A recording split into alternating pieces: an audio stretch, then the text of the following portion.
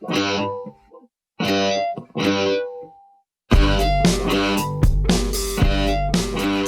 there, this is Phil. Welcome back to the show. I'm here with Sky Jitani. Hi, Phil. Hi, Sky. You're wearing something that is almost flowery. Yes. It's like we've traded positions As here. close as you've ever gotten to being flowery. Yes. It kind of looks like pot leaves. What? Yeah. They're palm branches or something. They are not palm branches. It's not pot leaves. Well, Doesn't have 5 leaves. He's wearing kind of a Hawaiian-ish It's a floral. shirtish. There is not a flower on this whole thing, What? dude. It's leaves. It's Hawaiian. Right, exactly my Whatever. point It's It's precisely. Hawaiian. And Christian Taylor. Hi. Hi, Christian, How who are is ya? wearing the lightest of Yes. mint.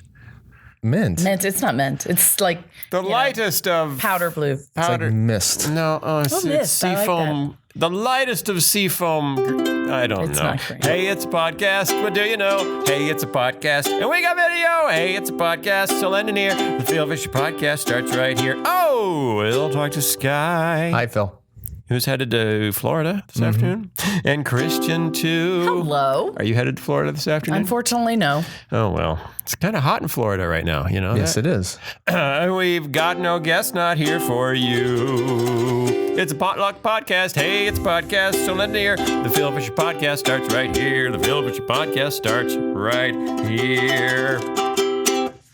So Sky just got back from New York, and now he's bopping off to Florida. You caught me in- I just got back from Michigan. In the few hours where I'm in town. Yeah, that's crazy. Conveniently You did your scheduled. annual 4th of July in Michigan. Did our annual 4th of July. It was like 8 days with 20 people in one house. Everyone survived? Everyone survived. Yeah. Everybody still talking to each other? Yeah, everyone's still talking. We've actually gotten pretty good at it. We were talking about how good we've gotten at doing that because it's like probably the 15th year in a row. You need to that throw a we've new person done it. in. Someone needs to get We married. did. Marley My was granddaughter. at it. Well, My yeah, that's granddaughter different, was though. there. Well, and You then mean like a marriage You need partner? a fully formed adult with real problems and baggage to throw in we there. did, when in-laws come in. We bring in a new in-law every now and then. Right, that's So what I mean. one of my nephews had his girlfriend there, Mm-hmm. although I believe it's now her second or third time that she's come. And it still goes fine. And Thomas We're isn't that good far at removed this. from My being... son-in-law, it's his 6th time, I think. Okay. You should just throw a sign out front and call yourselves a church. We are good at this. So it was a lovely day at my great-grandpa's lake up in Michigan. Mm-hmm. And why were you in New York? So Amanda, my wife, Yeah. her 40th birthday is in 2 weeks. Oh. But I surprised her on Friday. I picked her up from work. We went out to lunch. And then I told her that I was taking her downtown for a surprise for her birthday. But she didn't know that it was downtown New York. Well, what I want to hear about That's is a apparently that's a Zoe long packed her drive. Yeah, suitcase. so I'd been planning this for a few weeks. I had miles because I travel a lot, so I got free flights to New York. But I needed my oldest daughter's help packing Amanda's suitcase. So that's actually what freaked Amanda out. I'm sure I would have been totally... And she didn't know what we were doing in New York, but we were in Manhattan, and we had a wonderful dinner that night, this great Italian place. And then all day Saturday, we went to Central Park, and I took her to the Apple store to get what she really wanted for her birthday. An iWatch? An Apple Watch, Apple yeah. Watch. And then my cousin who lives in New York, the one whose wedding I went to a few weeks ago, very generously got us tickets to Hamilton. Oh, So we saw Hamilton on Saturday night, which was fantastic. I read the biography that the musical was based on earlier this year, and I mean, I wept like a baby at the book. yeah. And is the book all in rap? No, unfortunately. Okay. It isn't. But what an amazing show. So we did that, and then we flew home Sunday morning, so it was kind of a quick That's very trip. Memorable. It was great, and the weather was beautiful, and we stayed right by Times Square, and it was Good for It was you. just a lot of fun. In a youth hostel?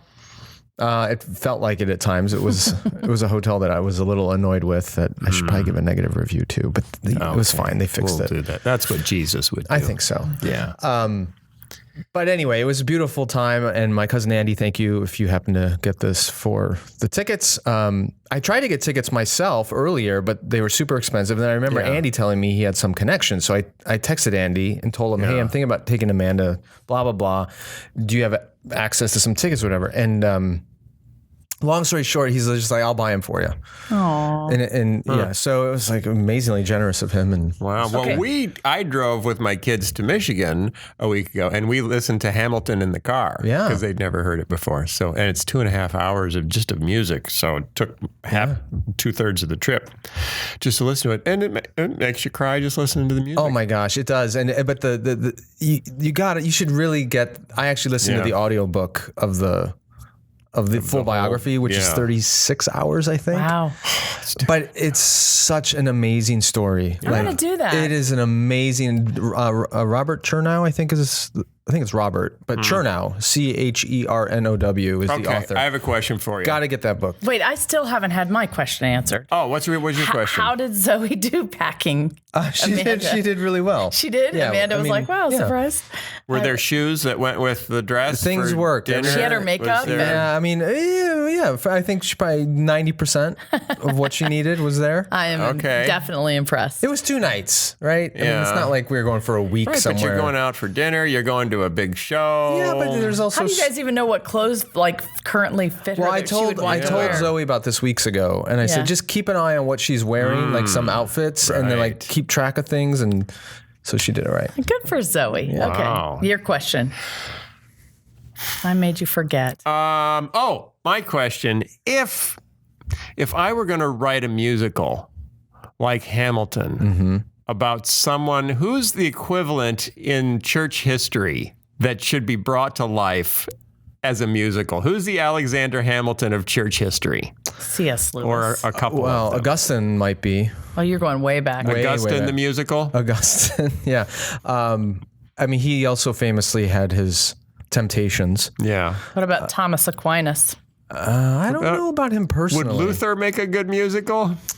No. Well, Why do you was say he was an that? interesting character. Why do you say that? Why do you say no automatically? I don't know. There are a lot of interesting characters in church history, but I don't. There's just one story that's dramatic. About Luther? You think there's more? I think so. Yeah. He had a life, a whole life. It didn't involve the You know, it is American really Revolution, true. but the Reformation might have been bigger than the American Revolution.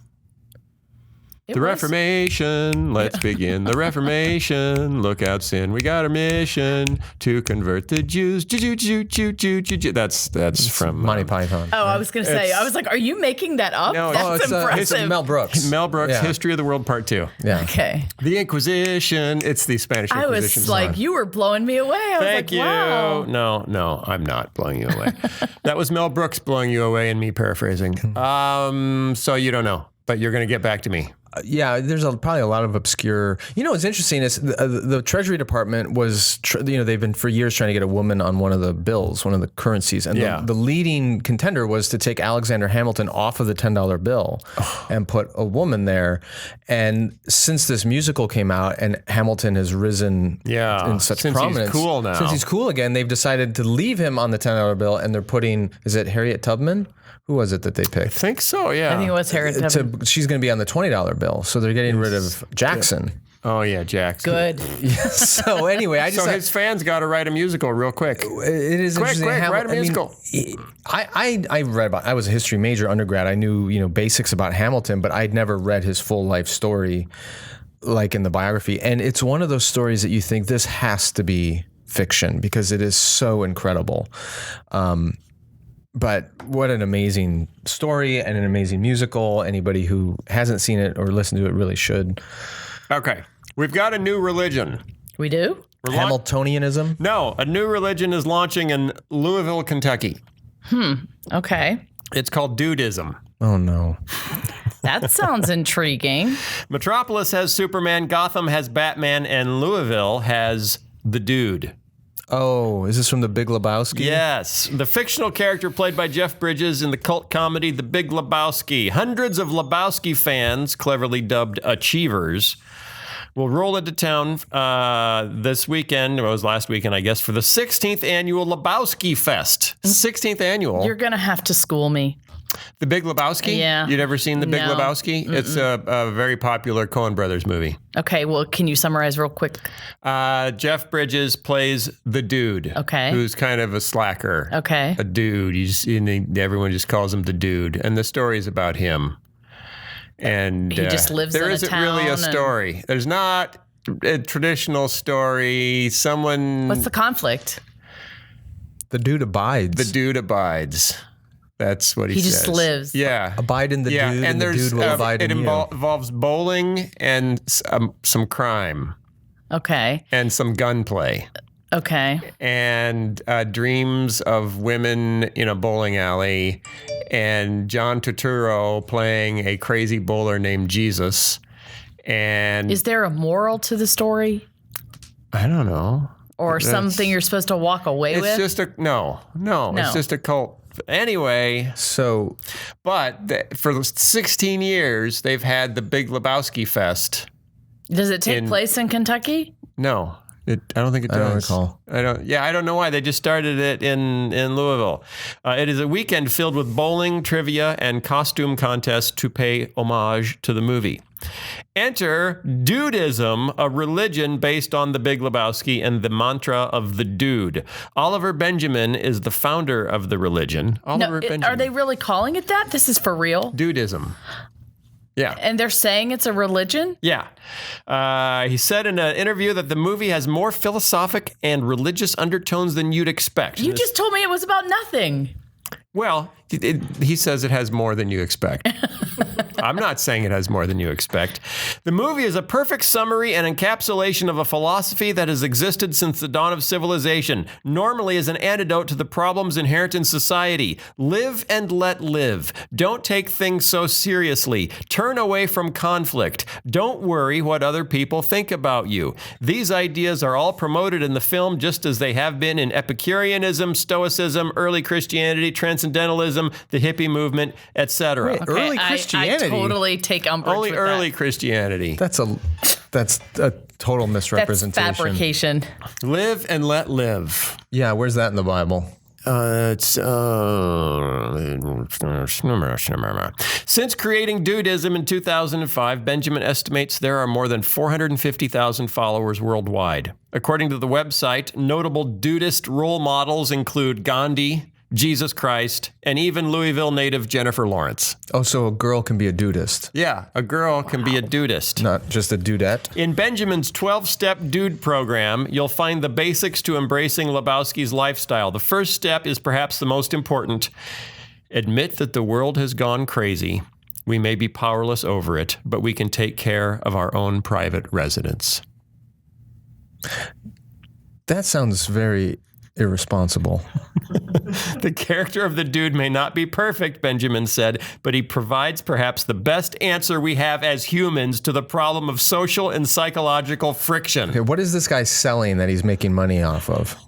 He's got some agenda other than just helping people abide. Really? You don't think anyone does anything without a money agenda? No, I think a lot of people do a lot of good things without a money agenda. I just don't think he's one of them. He's just a dudist.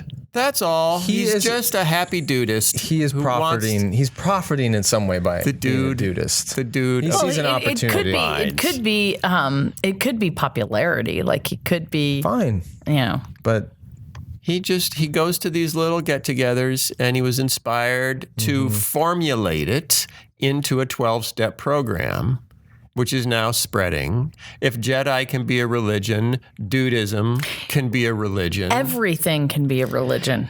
chapter 1 of my new book Yes. is everyone is religious. Everyone is religious. Everyone is religious. Speaking of which, there's an argument now. The people who manage the national parks are considering opening up for the first time since the early 1970s the hunting of grizzly bears because the population is stabilized. They would remove it from the endangered species list, and they're not saying there's going to be a grizzly bear hunting season, but that's possible in the future since they're would no longer be classified as protected. That's going to be a big problem What? Why? What? No. because we've made a lot of movies with grizzly bears in them, Yeah. and people will get upset if people shoot them. What about brown bears? You can shoot brown bears. You can shoot some brown bears. Can you shoot bear? Same thing with like dolphins. We've made in so season many if they're overpopulated. so many movies and TV shows about dolphins. Yeah, you can't shoot dolphins you can't shoot- anymore. they're like when I was a dogs. kid, you could just go down to the dock and shoot at dolphins. No, and you wouldn't. No one cared. But now it's different. Well, because we humanize them on screen. I know. And then Yeah, you but can't do it's it stories anymore. like yesterday that happened in Colorado. Where did you hear about that grizzly bear that came up? And bit the guy's head Yeah, he while was he a was Christian sleeping. camp counselor, and the guy thought he was dreaming and heard some crunching, and it was the bear's teeth on his skull. Yeah. And he drug him 10 feet. That's exciting. That's Can why you imagine? he probably had his hair in a man bun. He probably did. Tempted the grizzly with Our it. new dog did that to me one night, dragged me out of bed 10 feet across the floor. But I'm okay. So who is protesting? Who do you think is protesting against this Native Americans. reclassification? PETA. Native Americans. PETA. Native Americans. Am I right? Yeah, you're right. And on what grounds? It is. They are a sacred animal like cows in India, I think. I have no idea. I'm not even going to venture. Am I right? Into this. Native Americans say grizzly bear decision violates their religion. Because Native American tribes, clans, and leaders from 7 states and Canada say the U.S. government's recent decision to lift protections for grizzly bears in the Yellowstone National Park area violates their religious freedom. Yeah, haven't you seen Brother Bear, I saw Brother Bear. the Disney cartoon? Yeah, it's a spirit animal. That's right. that's what I said. They are suing to block the government from removing Yellowstone grizzlies from the endangered and threatened species list, which would allow Montana, Wyoming, and Idaho to hold grizzly bear hunts. The Native American plaintiffs argue that trophy hunting for grizzly bears goes against their religious and spiritual beliefs. And here's the quote from the former chairman of the Hopi tribe in Arizona. "He is our relative. For us Bear Clan members, he is our uncle. If that bear is removed, that does impact our ceremonies in that there would not be a being, a religious icon that we would know and recognize." This is actually a fascinating case. That's why I brought it up, Scott. And I think you did wouldn't well, Phil. I wouldn't bring up a story that is silly. Yeah, dudist. Yes. What about those No, but glass bottom pants? this is a really interesting issue because here you have a group of people who have a religious belief. Yep. And they want to Bears. legislate their religious belief in a way that infringes upon the rights of others or the freedoms of others. So if I want to go out and shoot a grizzly bear that is no longer protected, I can't do it because of someone else's religion. But here's a question, though. If they get their way in court. Grizzly bears have only been protected since the early 70s. Exactly. I'm pretty sure Native Americans have been in America since before the 70s. A little. Hence the name. Mm-hmm. So were they not upset about grizzly bear hunting? Well, they probably didn't feel like they could do before anything then? about it. Well, this is a strange parallel to the marriage issue. Oh. How is that? How so, Do tell. Sky? Well, think about it. For many, many, many, many centuries, there was no alternate definition of marriage, right? It was just assumed. Everyone assumed marriage was between a man and a one woman. man and one grizzly And bear. as of 2015, nationally, we have redefined that so that it can now be between a man or a woman or people of the same gender. There are some people who want to hang on to the traditional definition of marriage and would like to impose that upon others and what they practice and do. And the country has said basically, no, you can't. Right. Because we've all moved on from that. I hear you. So, and for religious reasons.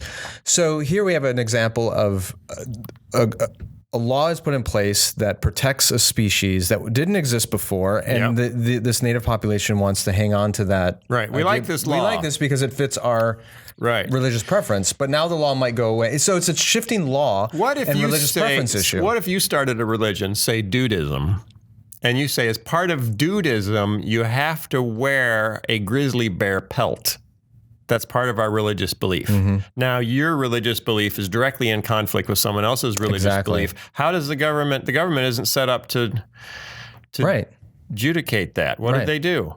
This is where the Religious Freedom Restoration Act comes into play. And what does that say, Sky? Which says what? That basically says that the government should do everything it possibly can to respect the religious beliefs of everybody within reasonable measure, right? Like you, if there is a reasonable way to accommodate religious belief, the government should do that. Yeah. But this is a case where the religious beliefs of one group could conflict with the religious beliefs of another. The government shouldn't intervene unless there's a non-religious reason to intervene. But you would have to intervene because you got to either taking grizzly bears is legal or it's illegal. Well, so I'm not a lawyer, but my assumption here would be that you would look at the law, the endangered species laws and forget religion entirely, ask the question, does this species still qualify as endangered and should be protected? Right. If the answer is yes, then you protect the species. If the answer is no, then you take it off the list and you leave it to the states or the parks or whatever to regulate whether or not these animals are hunted. So the religion shouldn't factor in at all if that's the case. Okay. What about child marriage or polygamy? But there you can make non-religious cases for why those things are bad or harmful. Okay. Did you see the article that came out from, I think it was Frontline, where there are still marriages taking place in the United States, in several states, of people that are younger than 18 all the way down to 10? All the way down to 10. Yeah. That seems and usually it's wrong. it can happen with parental permission. Like the law stipulates. Yeah. That. Really? Yeah. It's kind of creepy. So it's still happening. Well, There's I a don't even know Frontline what to story do on about that. Anyway, go ahead. I don't know what to do about that. Did you hear about the Hobby Lobby kerfuffle? Yes. No. Do tell. Well, they've been killing grizzly bears. No, they haven't. So Hobby Lobby's been collecting. They smuggled antiquities. The Hobby Lobby, actually the Green family, which is one of the wealthiest Christian families in the world and in America, has been collecting biblical artifacts. For the Bible Museum. For the Bible Museum. Initially, they weren't sure that's what they were collecting them for. They've been collecting them for about a decade. Been collecting. In relatively little time, they have put together one of the biggest collections in the world. Where is it? Outside the Vatican, of religious artifacts in warehouses in Oklahoma. Oh, so they haven't done anything with it yet. You know, like the scene with the Ark at the end of Raiders? Yes. Yeah, it's like that. It's like that. It's for, eventually, they're building the Bible Museum, which I thought that was open. it opens in November. Oh. It's Where not is open it? yet. Washington, D.C., right on the mall. Huge, $1 billion investment. Wow. Big. I didn't know any of this. You don't know any of this? You know about the Bible Museum? I didn't. You don't know about the Bible? Do you know about the Ark encounter? Yes, that Do you I know about the about. Creation Museum? Yes, I know about those. But you two didn't know things. about the I Bible didn't. Museum, which is bigger than both combined. The Bible Museum is one that I would actually probably visit. Yeah. Anyway, they've gotten themselves into a little trouble because it turns out they bought a whole bunch of artifacts that were probably looted from Iraq. There was a ton of looting of artifacts after the U.S. invasion in 2003. Yeah. The Justice Department announced last Wednesday that the crafting giant Hobby Lobby has agreed to forfeit thousands of ancient Mesopotamian artifacts that it had illegally imported from Iraq. Iran, Iraq. Are you sure? I think so. It's not Iraq? Iraq. When in 2011, United States Customs agents seized an incoming shipment of cuneiform tablets that were labeled handmade clay tiles. Which is accurate. It's technically It's not untrue. It's technically accurate. It is somewhat limited in scope of description for what they actually were.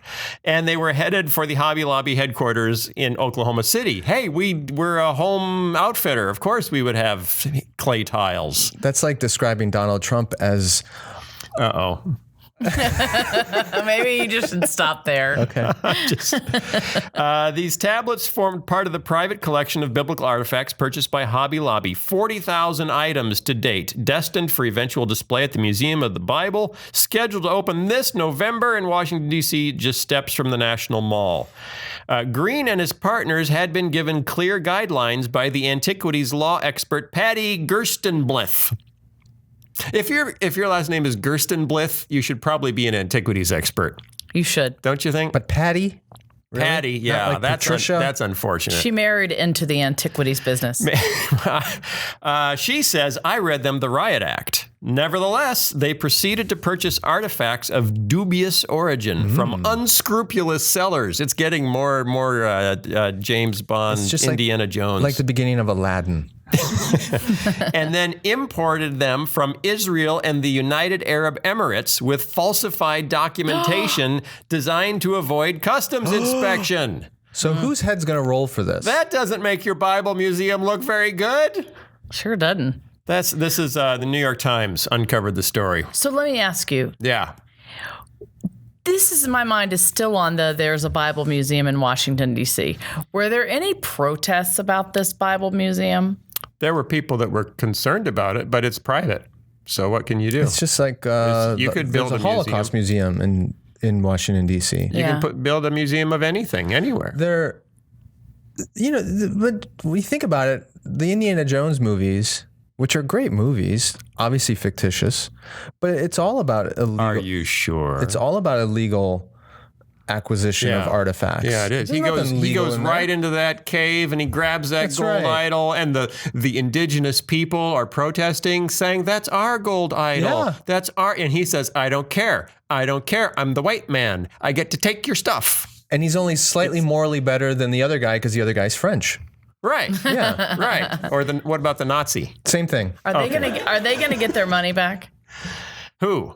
Hobby Lobby. No, they have to pay a $3 million fine to the government. They lose the artifacts. They lose the artifacts. They lose the money they spent for them. They paid $1.6 million for all these tablets. I hope they're rich. They are. They're spending $1 billion on them. Americans love knickknacks and they buy stuff at Hobby Lobby like crazy. Yeah, I buy stuff. Just like this morning, I stopped by and I bought stuff. Really? I'll stop again twice a day at least. I buy stuff from Hobby Lobby. Tiny, tiny little things that I love. So that's the head of Hobby Lobby. And the Green family said, we were inexperienced in acquiring antiquities and we made some mistakes. I'll say. Other people are disputing that and saying, oh, no, it did not take a genius to know this was a really bad idea. Ironically, I was in the green room with him, because his name is Green, you get it? Yeah. I was in the green room with him at the Q conference a couple weeks ago. Yeah? I didn't talk to him. Interesting. He was busy. One expert said no dealer in his right mind would have been involved in this. That it was so obvious that if suddenly the market is flooded with antiquities from Iraq, you should know that they were looted. Yeah. So is there any other risk of, other than the fine, the $3 million fine and having to give this, is there any other No, I think that's legal, it. like is anybody going to be arrested for doing something illegal here? I'm not talking about the Green family, but the agents that were in between, managing this whole chain of... The New York Times article does not mention anything about that. Neither does the write-up in the Religion News Service. Well, and here's the question. What's going to happen with all those wonderful things? Because... They got to send them back. Right. But then what will happen to them? Because... They got to send them back. It's kind of sad because, if they came here, they would be preserved and they would be in a museum and they would be safe. Well, the problem is a lot of those things were smuggled out shortly after the American invasion, like I said, in 2003, 2004. It's only in the last couple of years since ISIS came along that they've been destroying all kinds of historical sites and things like that. So, yeah, I don't know. But there's a long history here of colonial powers taking artifacts. Right. There's the Elgin marbles. Yeah. Well, I don't know what those are. That are in Elgin, Illinois. No, they're in London, but they were taken from the Parthenon. The frieze of the Parthenon. Right. Yeah, I've seen that in the British Museum. Right. So they were taken from Greece to London. They're in the British Museum, and Greece wants them back. And there's this argument been going on for decades about where they belong. Right. And the British point out somewhat understandably that if you look at the state of the ones that they left behind that have been sitting outside for the last 100 years, they're now much worse condition than the ones that the British took, which have been inside for the last 100 years and well taken care of. So we need to take care of your artifacts because you don't know how. That's the argument. I think we've been saying that to indigenous peoples for hundreds of years. We need, including your children in some cases. We need to take care of your children, like the indigenous people in Canada that their children got taken from them and put in white That happened schools. in Australia too. Oh my goodness. I'm glad we never did anything like that in America. How do you find hope in an economy that no longer needs people? This is our last story. Last story of the day. Don't put your hope in the economy. Oh. This is the cover story from this month's Christianity Today. A mounting body of research suggests the labor market is in the middle of a pivot, a rather ominous one already being called the Fourth Industrial Revolution. One study by Citigroup and Oxford University found that 47% of jobs could be automated in the next decade. Can't automate this, man. What, podcasts? Is that the only thing left? More recently, a report by McKinsey Global Institute found that nearly half of all jobs could be replaced by technology that already exists. Drones, self-driving vehicles, autonomous kiosks, robo-traders, self-learning software, 3D printers, and other forms of artificial intelligence. According to an MIT study, each new industrial robot deployed in America since 1990 may have reduced overall employment by 3 to 6 jobs. So, we may not have jobs. We will have jobs because we are in a creative market. Oh, good. But we just won't get paid for them. Because no one will be able to afford to buy what we're selling. But okay, there's two sides to this argument. Mm-hmm. And I don't know where I am on this because I'm reading it like everybody else. Yeah. But one side says all these jobs are going to be lost because of automation, and it's just going to be like Lord of the Flies. Like we are just going to implode as a civilization. It's going to be Detroit 10 years ago. The other side says, hey, we've been through this before. There's been massive development and change in economies from the Industrial Revolution and every time we've adapted. We've come up with new jobs and new technologies and new employment opportunities, and it'll happen again. We just can't. We don't have the imagination yet to really. But the difference understand is, that. in the past, the revolutions created new need for human labor. There is new need. I mean, it's just more of a mental need. So if you're creating all this, automation or whatever, you're going to have those things have to be programmed, and they but and like I said, every industrial robot eliminates 3 to 6 jobs. So it isn't like it eliminates one job and then you can retrain that one person to do something new. But I'm saying as people coming up, so for example, we're not training people to be farmers so much anymore. We are training them in computer technology, and we're training them in elderly care. But we only need so many people doing that stuff. Well, on the other side, though, Christian, this is going to sound like I'm throwing my fellow human beings under the bus. But the higher level of education required for those kinds of jobs, that not everybody's cut out for that. Right.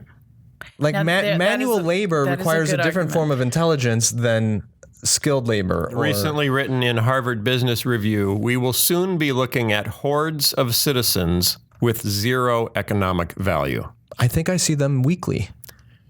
You do. Stop that.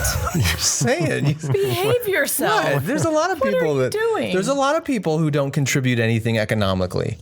Doesn't mean they're worthless. I'm just saying I'm not saying human beings are worthless. And that's what the point of the article in CT is, that yes, they have no value if you look at them from a materialist's point of view and a materialist narrative, which says they're either useful or they're not. Right, you're either useful or you're not. But we Christians and we the church don't look at people from a materialist point of view. We look at them from a creationist point of view. They've been created with God-given.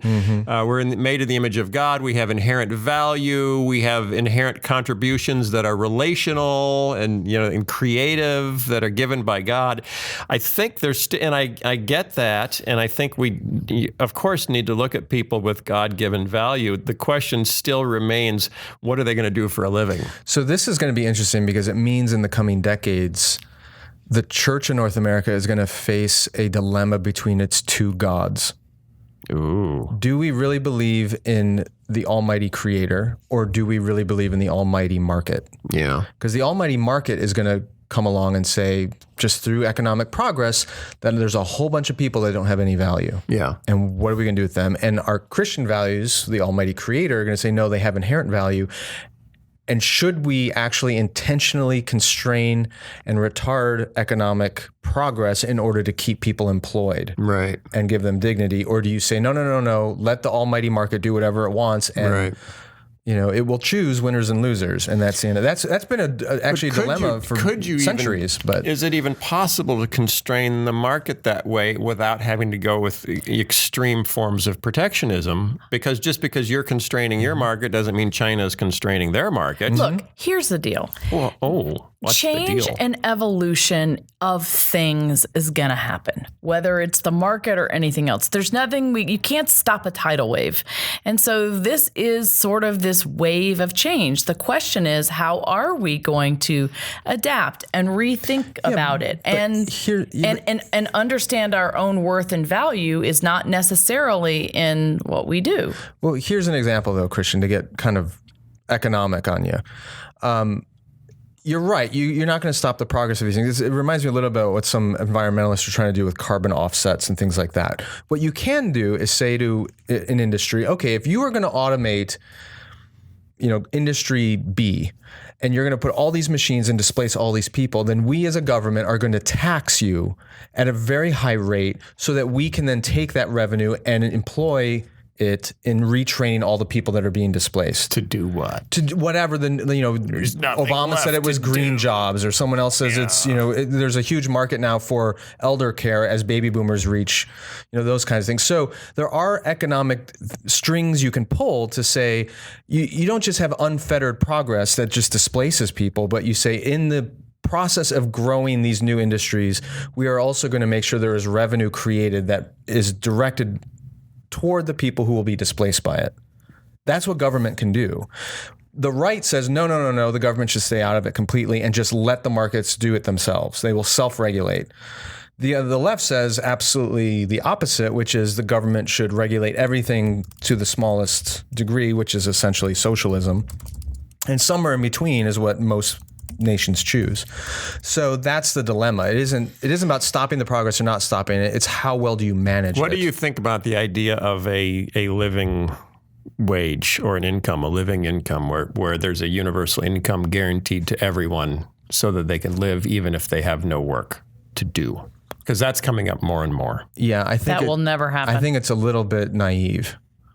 I think that the wages are too low and things can be done, but to say that everyone is guaranteed a minimum, that's essentially what we've already done with certain social safety nets. Yeah. We have said you're not going to die on the street because you can get health care through government subsidies or through charity or through. Okay, so what if you have similarly? There are programs. What if you have 20 million people who have nothing to do? That's a huge problem. Yeah. That's what I mean. That's why the progress has to be managed, not just left up to the free market to determine. I think if everyone was, guaranteed some sort of livable wage, I don't know that people they may like that at first, but we want to know that we make a difference. We want to have something to do. Right. It doesn't mean you don't do anything. It just means you don't work for money. You work for impact. It's very un-American. It is. It's very Scandinavian. Well, then we need to come up with more jobs. We need to just pay people, like in India, to just sweep the road. Mm-hmm. Well, you end up with a patron system. Go sweep the road. That's countries like India, even villages in India, you have a patron system where there are a handful of very wealthy people that essentially employ everybody and give everyone menial work so that they're under the patronage of someone else. Don't die. But in America, there's always been, from the very founding, you go back to Hamilton again, he was an orphan from St. Croix who ends up basically creating our country. But here, there's always been the belief in social advancement, where you can come from nothing and you can go up the ladder. And that's a very foreign idea in other parts of the world.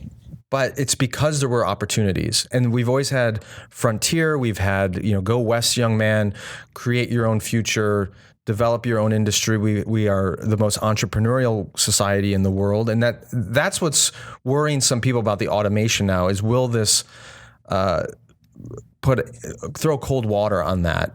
Because the amount of access to new opportunity would be so limited to so few people. I wonder if there's going to be more and more, because you've already got, hipsters in New York City that make and sell their own candles.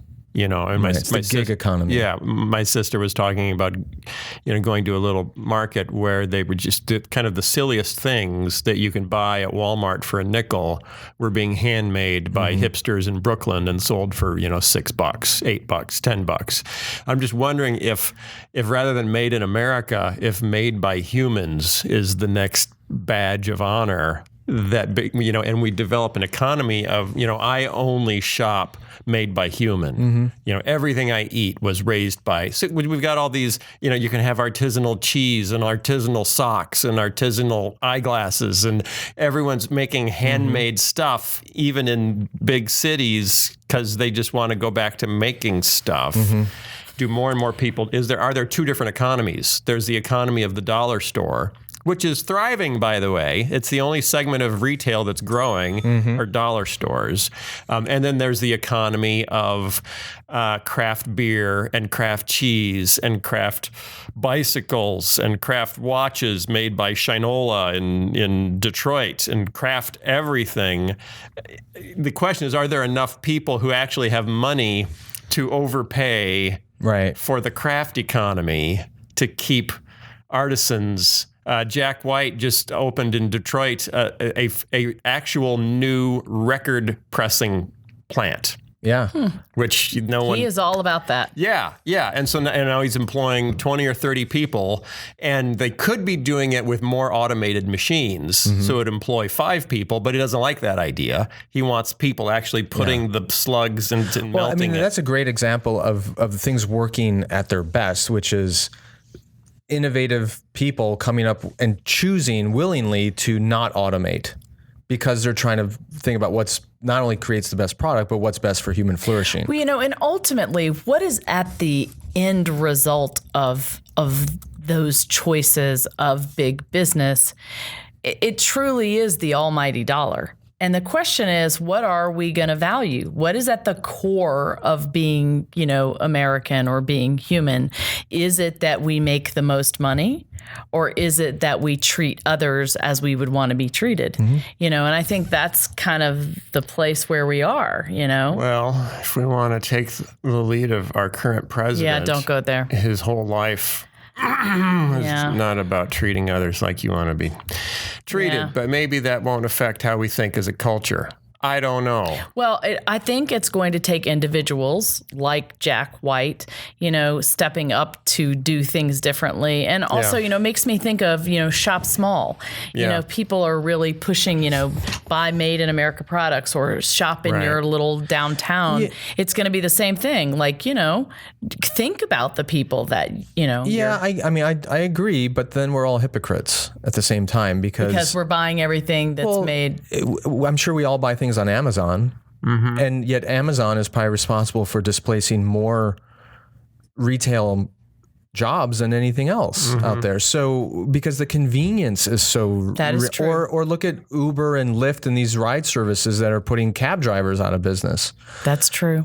So it's a tension between, when do you go along with innovation? Well, because sometimes I do buy at Amazon, but more often than not, I will try to shop local or hire people that I know who need a job or... I think it's have to be either or. In some areas of the economy, it's a lot easier to do that than others. Right? Yeah. So I don't know what the answer is. It's a great question. I think it does point to Here's a question, though.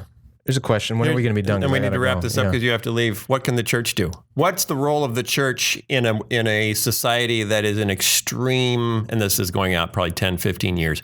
There are 6 million people in the driver economy who may lose their jobs over the next 15 years with driverless cars. So 6 million people suddenly don't have jobs. What's the role of the church? What can the church do to try to... I'll repeat what I've said in many places in the last couple of months, which is pastors and church leaders need to realize that the gospel, the scriptures, the Christian theology, whatever category you want to put it in, has a lot to say about politics and economics.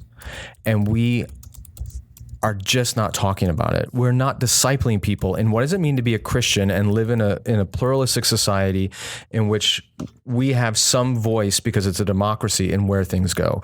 We are neglecting that area of discipleship. So simply talking about these issues, engaging them from a biblical perspective. You may not have all the answers. I'm not saying that the church has a definitive answer on all this, but when you start framing the people in your church's thinking around this by giving them the right biblical language and categories and theologies, there are going to be people sitting there who are economists, who are politicians, who are in business, who are in education, who will carry that biblical worldview into their work that God's called them to.